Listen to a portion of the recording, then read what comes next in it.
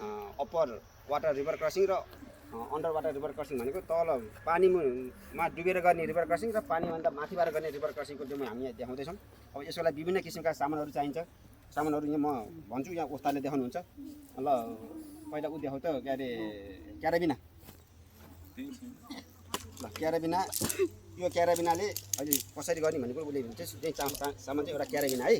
त्यसपछि लिएर पुल्ली, पुल्लीमा माथि यो क्याराबिना माथि एउटा छ नि चेप्रो, त्यो पुल्ली हो। त्यसपछि लिएर रोप, रोप भनेको यही रोप अथवा यिनीहरू पनि रोपै हुन् है, यो टाँगेको पनि रोप हो। त्यसपछि पिकेट, पिकेट भनेको यहाँ छ, यो भनेको चाहिँ गाड्नको लागि के डोरी बाँध्नु पऱ्यो नि त, बेस बनाउनको लागि।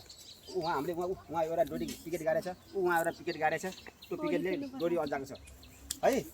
त्यसपछि लिएर सिट हार्नेस, यो सिट हार्नेस अहिले यिनीहरूले लगाएको छ, यहाँ लगाएको छ, यसरी लगाउने हो। हेलमेट, यो हेलमेट चाहिँ टाउको लगाइन्छ सेफ्टीको लागि, सुरक्षाको लागि। र पन्जा, पन्जा चाहिँ अब यो डोरी समातेर जानुपर्ने हुन्छ। के हुन्छ त्यत्तिकै खाली हात गयो भने पोल्छ, पन्जापछि पोल्दैन है। यी चाहिने सामानहरू हुन्। अब यिनै सामानहरूको साथ कसरी चाहिँ रिभर क्रसिङ गरिन्छ, कसरी पानीमा गरिन्छ, कसरी माथि गरिन्छ भन्ने कुरा यो अब डेमो यी भाइहरूले देखाउँछ, त्यो हेर्ने है त। ल भाइ।